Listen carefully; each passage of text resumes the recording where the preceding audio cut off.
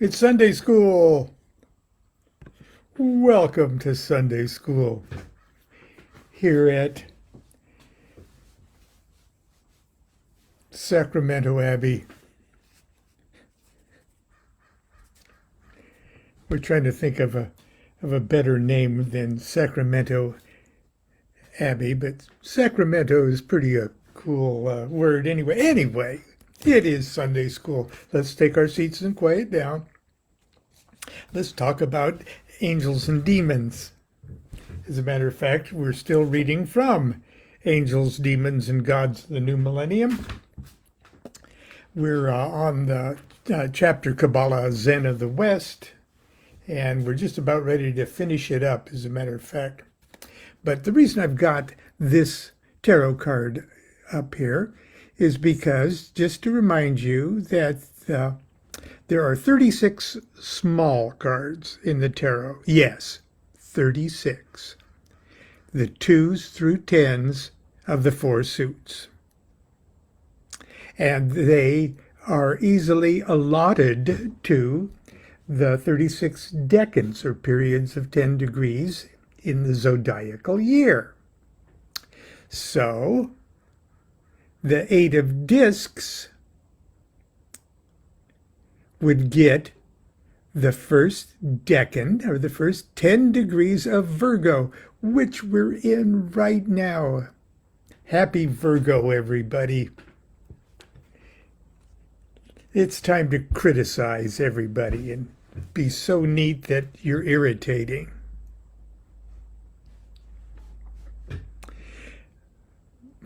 But I digress.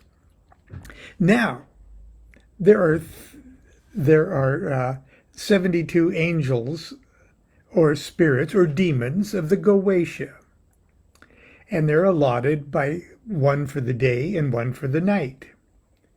So that means there's a pair of Goetic spirits that are assigned to each of those decans also. And this is our Zepar for the daytime and Alokas for the nighttime. Now you'll notice that there's a couple of other names right above that. These are angels of the Shemhamforash, or as my dear old departed friend Israel Regardi would say, the Shemhamfowash. Now, instead of one for the day and one for the night, this one over here, the is the first 5 degrees of the decan, and Kathel, or Kahathel, is the second 5 degrees of the decan. And as we're in today, being the 28th, we're in the second half of the decan, or the second 5 degrees, and that is our spirit. And we're going to talk about how we get that. Because whether or not you think that there's any relationship between the angel of the Shemhamforish and the Goetic seal is something that your own particular idea of reality, your magical reality, might be. There are some who, desperate to find a ruling angelic spirit for each of their Goetic demons that they're working with, are quite happy to assign that job to the angel. So, in other words, in their evocation of Alokas, they would drop the name of Kahathel to say, and in the name of your boss, Kahathel, I summon you, Alokas, or something like that, you know. There is not much in the classical literature of either the working with Shemhamforish angels or Goetia that would indicate that there is a great historic or traditional precedent to that. But every magician is their own magician. And you can create your own universe and your own hierarchy of spirits to work with. So I don't see why not do that. Now, those angels of the Shemhamferish appear. Where am I?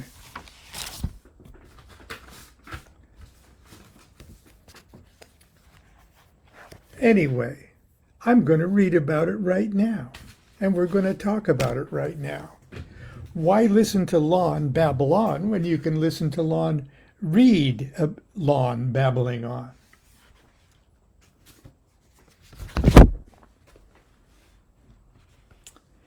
Are you settled down? Put that pea shooter down. We don't bring pea shooters into God's house. This is Sunday school. What's in a name? As I mentioned earlier, Kabbalists maintain that all things in heaven and earth are expressions of a divine letter number, of the divine letter numbers, and vice versa. Consequently, everything is an energy-filled component of an immeasurably vast divine being, and every word or name reveals the formula by which that component discharges its office. The greater the component's responsibility in the grand scheme of things, the more profound and powerful its number, letter, name. It follows that the most potent and significant words would be the name or names of the deity itself.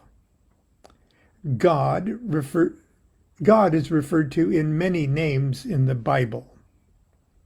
When translated into English, these variations are given vague appellations such as God, Lord, Lord God, God Almighty, Lord of Hosts, and a number of other seemingly ambiguous titles which succeed quite effectively in annihilating any spiritual meaning a would-be mystic might glean from the word. For instance, the God who created the heavens and the earth in Genesis 1:1 is Elohim, a masculine plural of the feminine word Eloah. A more accurate translation of the above verse would be, in the beginning, the gods and goddesses created heaven and earth. I certainly would have appreciated knowing that tidbit of information back in Methodist Youth Fellowship, when the youth leader was guileless enough to teach a room full of adolescents that God was male, and he created all things by means of his male power. If God is everywhere, came my predictable retort, where could he stick his male power?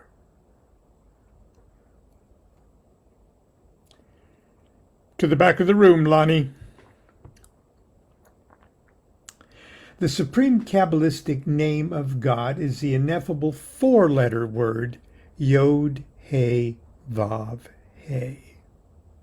Now that's called the Tetragrammaton, to keep you from actually trying to sound out the word Yod He Vav He.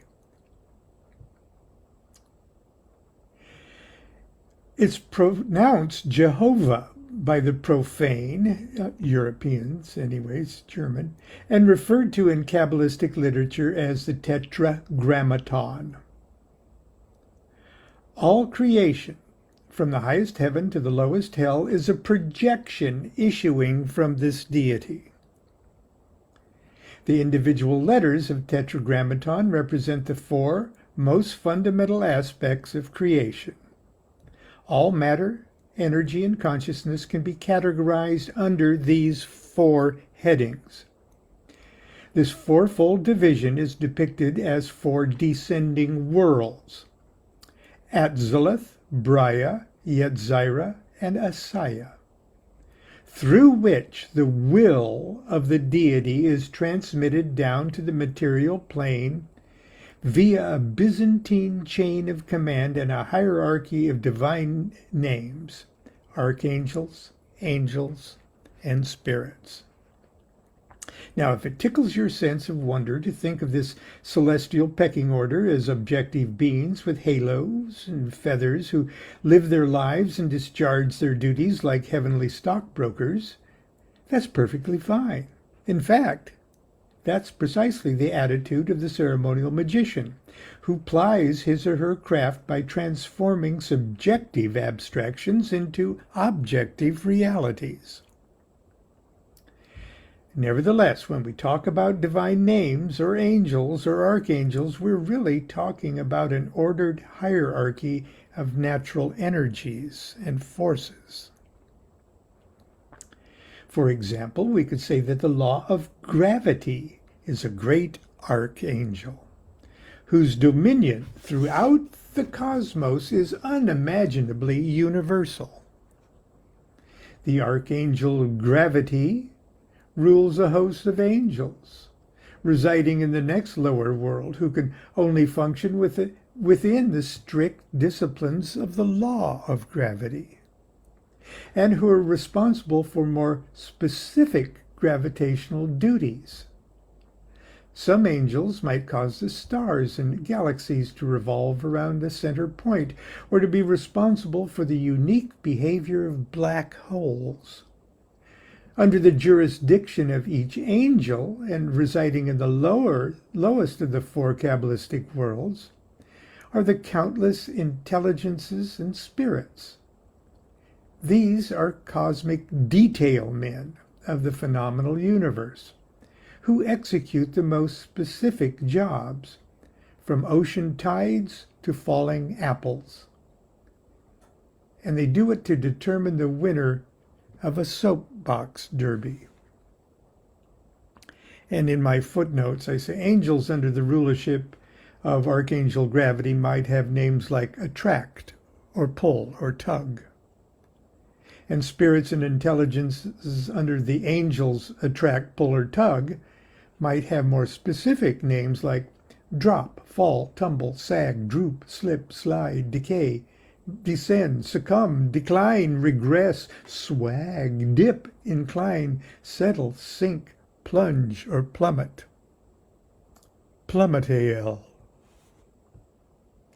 The fundamental theory underlying traditional Kabbalistic magic maintains that if you can identify and petition the correct aspect of deity, and that's a part of the function of the level of Atzilith, the deity name, then you can make appeal to the correct archangel, who would be a function of Braya, the second level down, to direct the correct angel in Yetzirah, that's the level right down there,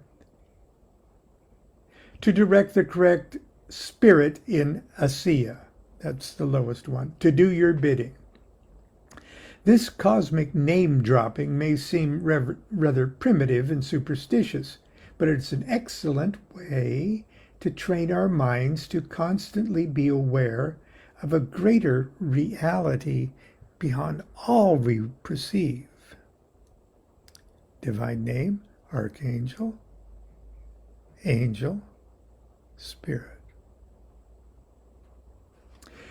The highest world, Atzilith, is the archetypal world where the male and female aspects of deity are still united in bliss. The 3 worlds below Atzilith, or the Yod section, are the fruits of this union. The Hay section, the first Hay section, the next world is Braya, the creative world, the world of archangels, where the various aspects of the creative will begin to organize into agencies with broad powers and responsibilities. If Gravitiel would be the archangel of the force of gravity, then there might be three other archangels that also represent the four fundamental forces of nature: electromagnetism, radiation, and strong force or weak force. The next level down, the Vav level, is Yetzirah, the formative world, the world of the angel hosts. So, Atzilith is the divine name. It's a facet of the singularity. Then under that is the archangels, and now the angels in Yetzirah. The world of the angel hosts. Here, the general order the general orders of the archangels are drawn up in specific details for eventual manifestation in the next lower world, Asaya, the final He level of Yod He Vav He. Asaya, the world of matter, the phenomenal universe, the world of planetary intelligences, spirits, and the elements, and human beings. A material object such as a chair manifests in Asaya, but it has its non-material blueprint, the image of a specific chair, in Yetzirah, and a universally organized conception, the theories of sitting and chair, up there in Braya. And a supreme abstract model, the idea of just at rest, way up there in Atzilith. If this scenario sounds familiar, it's because Plato, who is said to have studied the wisdom of the ancient Hebrews, postulated these archetypal worlds in his 9th book of the Republic. Predictably, there are hundreds of ways Kabbalists have dissected and itemized the inhabitants of the various worlds. The most familiar has for its model the Tree of Life. Each of the four Kabbalistic worlds is pictured as its own tree of life, and when all four of them are superimposed on each other, as in Figure 2, I'll show you in a second, we can see exactly who is the boss of the fourfold hierarchy of each of the 10 subdivisions of the tree. See? Now, I've identified those four levels like Kabbalistic Oreo cookies there. I've identified them by name right there in the top one.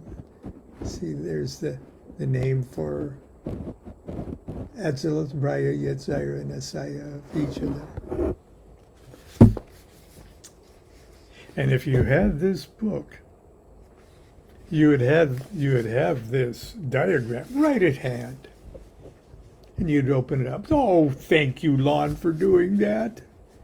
You're so nice. You work so hard for us. Now we're going to get to what I was going to get to today.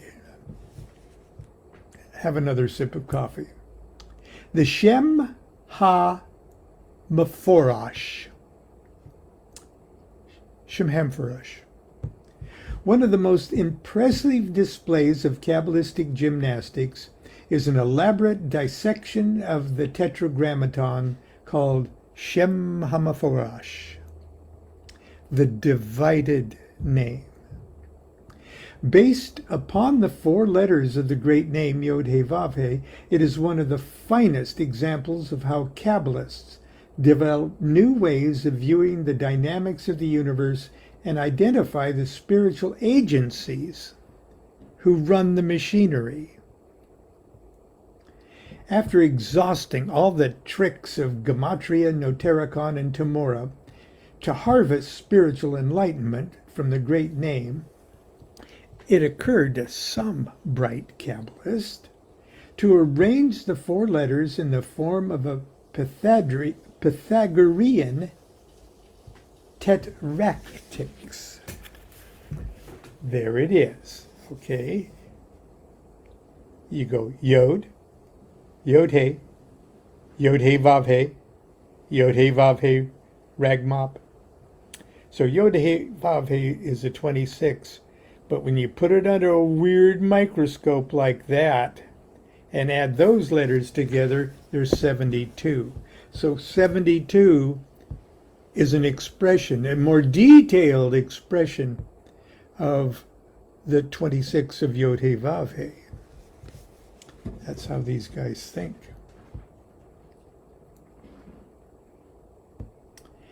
It was decided that 72 is a primary expression of Yod He Vav He, and the key to an expanded or divided name of God.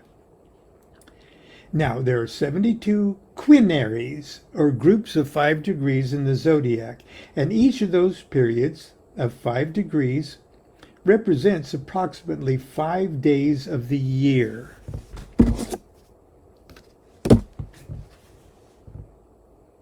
It follows that each part of Yod He Vav He's divided name governed specific days of the year. This was an exciting prospect, for it promised the opportunity to more closely examine deity by translating the eternal, inscrutable aspects of creation into the familiar time-space language of the Earth's yearly cycle. The next quest was to find the 72 names forming the great name. Turning to the Holy Scriptures, it was discovered that 3 consecutive verses, verses 19, 20, and 21 of chapter 14 of Exodus, each contained exactly 72 Hebrew letters. All that needed to be done was to Kabbalistically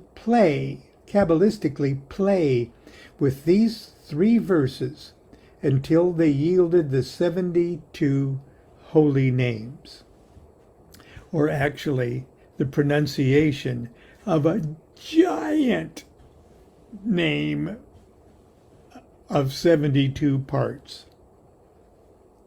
It should be pointed out that these 3 verses are among the Bible's most significant and memorial.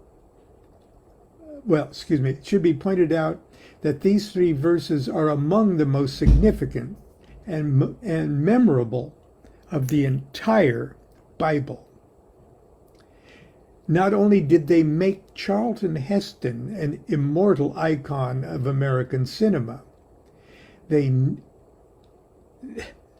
narrate the story of an unforgettable and massive display of the Hebrew God's power manifested on earth. And because it's Sunday school, I'm going to read that directly from the Bible, as translated directly from Aramaic. And the angel of God who went before the camp of Israel moved and went behind them. And the pillar of the cloud moved from before them and stood behind them. And it came between the army of the Egyptians and the camp of Israel.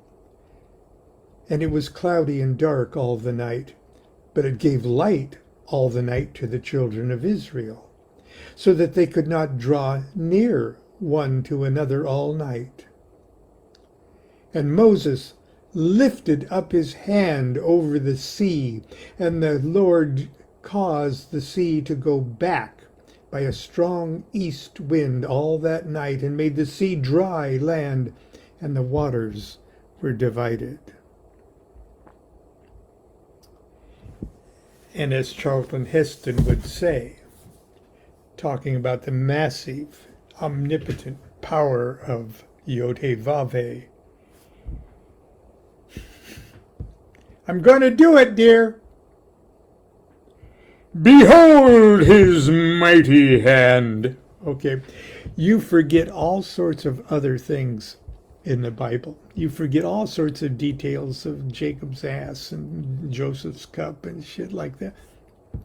But you never, ever, ever, ever forget, behold his mighty in the waters part.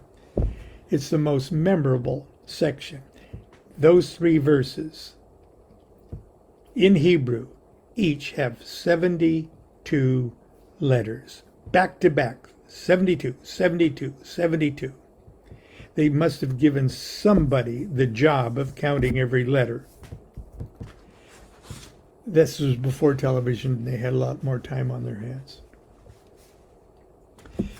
I show those 3 lines and translated, spelled out. I show them in Hebrew. But it might be easier for you to picture. Okay, I'm going to put that over there. Exodus chapter 14, verse 19 starts there. It's the top row. The top row.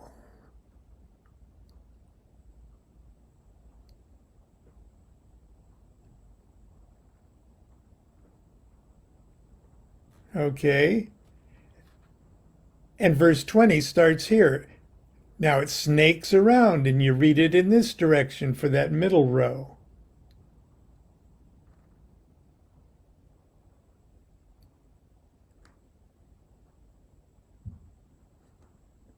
And verse 21, the third of the 72 lettered verses in a row, then that reads against snakes around like that.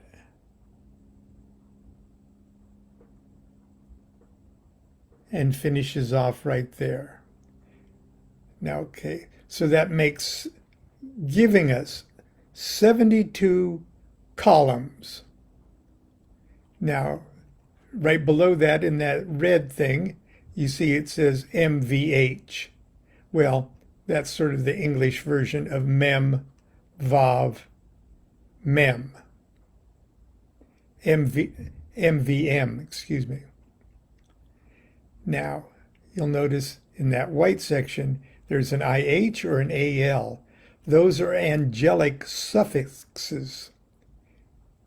IH for a divine entity of mercy, AL of judgment.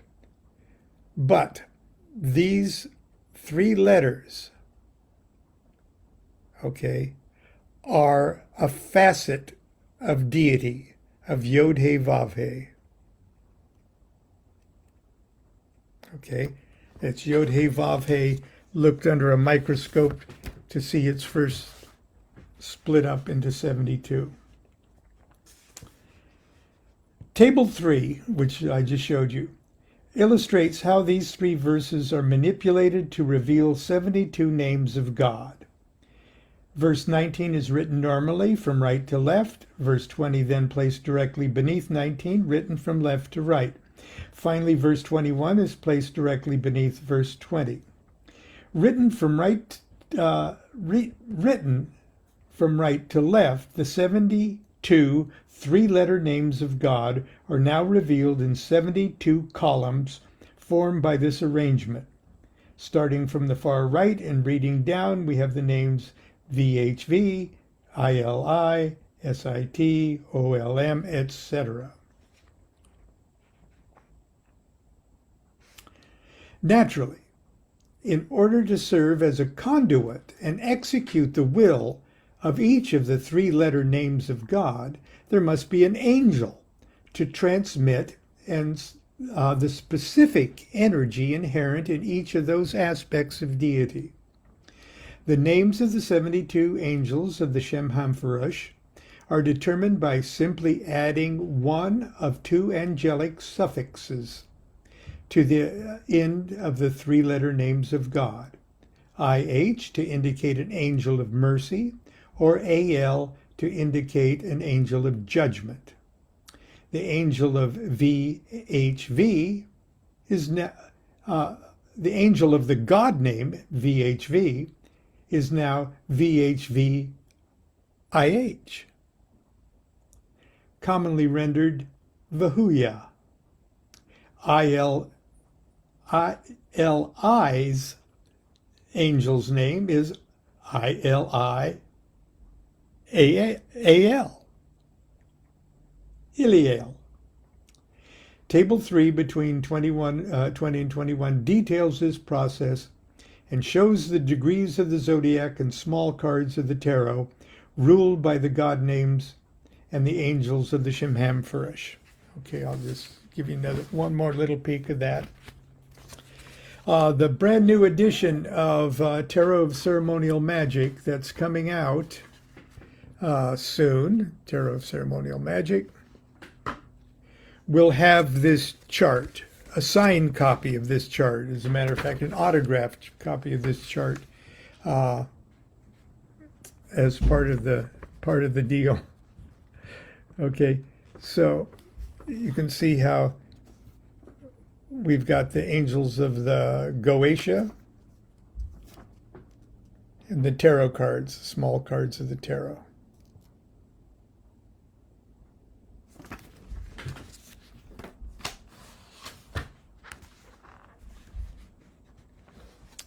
Now, each of those, well, let me finish up here.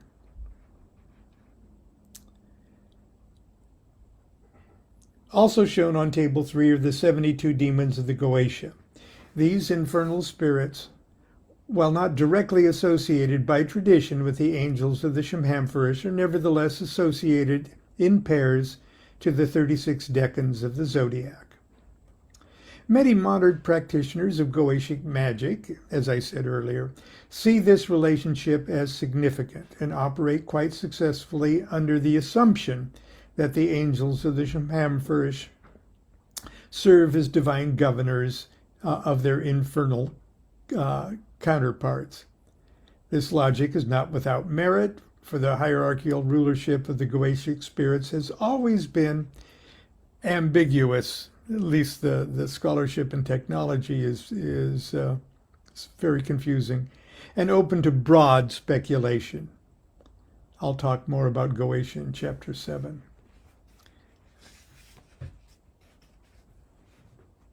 I'm going to finish off. A person could go crazy. Truly, there's no end to this wondrous science.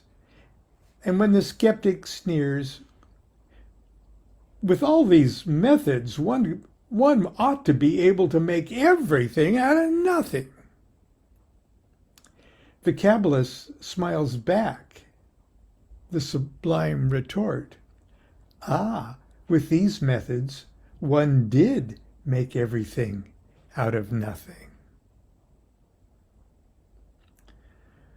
Working with the Kabbalah is not a means to an end, but a means to a means.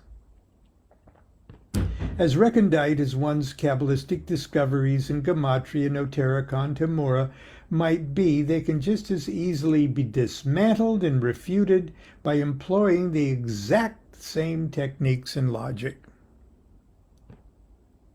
Moreover, just when you think you've succeeded in comprehending the sublime perfection of it all, your universe is unraveled with an alternate theory, a more ancient tradition, or a more logical mode of calculation. Why then should we voluntarily enmesh ourselves in these exercises in mental futility? Is it to overload the mind until it gives up and forces us to embrace a higher level of consciousness? My wife, Constance, who hates the Kabbalah, says that if this is the case, her mind's ready to give up right now. In his attempt to answer this question, the heretical Kabbalist, Rabbi Lamed Ben Clifford, quotes the venerable Taoist sage Milo, who wrote at the beginning of this chapter, "Everything we think we know about anything results from our ability to observe its behavior through a series of consecutive movements.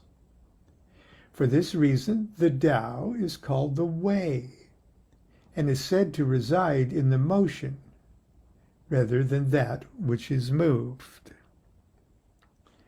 The perpetual chain reaction of thought that Kabbalistic exercises induce can eventually transform the diligent student from a mere observer of this movement to a passenger on the divine movement itself." Shalom. And that's the end of Sunday school, and that's the end of our little excursion into Qabalah Zen of the West, all coming out of Angels, Demons, and Gods of the New Millennium. And tomorrow's another day. I've got my fishing pole out there, and I've got a can of veggie worms. Gummy worm. No, I'm not going fishing. No, I'm just going to go barefoot and just make mischief today. So until tomorrow, Sunday school's dismissed. Do what thou wilt shall be the whole of the law. Love is the law, love under will.